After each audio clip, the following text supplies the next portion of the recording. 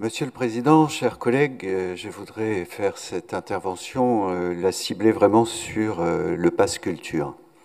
Comme vous le savez, dans le Pass Culture, il y a deux niveaux. Un niveau individuel, avec un apport individuel pour chaque jeune, et un niveau collectif avec une part par élève, que ce soit dans les écoles, dans les collèges ou dans les lycées. Le budget 2025 instaure un gel, mais c'est un peu original, c'est un gel qui se traduit par une baisse importante de budget. C'est un gel qui fait passer le budget de 99 millions d'euros en 2024 à 72 millions d'euros en 2025.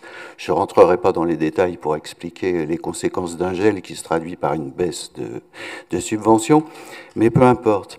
En tout état de cause, ça va se traduire par un impact pour la région, puisque les actions qui sont menées dans ce domaine, quand c'est plus financé par l'État, ça veut dire que dans les lycées, pour les lycées dont on s'occupe, quand les professeurs voudront continuer à réaliser ce type d'action, il faudra qu'ils fassent sur leurs fonds propres. En clair, les fonds propres des lycées, ce sont les fonds attribués par la région.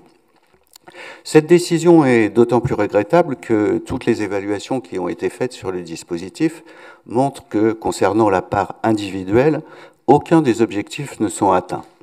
Il y avait des objectifs quand ce Pass Culture a été mis en place de diversification d'accès à différentes disciplines. La diversification, l'échec est patent. Il y a moins de 1% du Pass Culture dans la part individuelle qui est utilisé pour le spectacle vivant. Pour le reste, il s'agit simplement de consommer des livres, des films ou de la musique.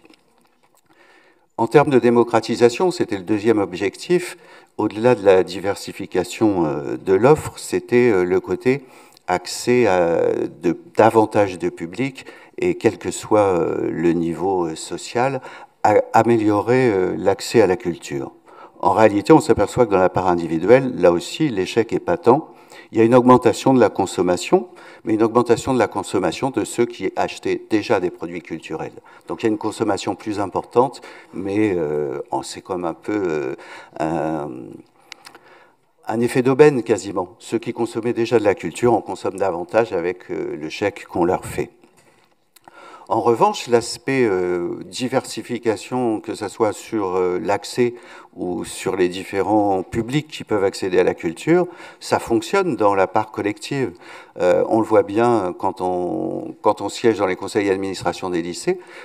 Les projets portés par les enseignants se dirigent beaucoup vers le théâtre, vers des activités collectives, vers la découverte d'auteurs qui sont en résidence et qui travaillent avec les élèves sur des sujets.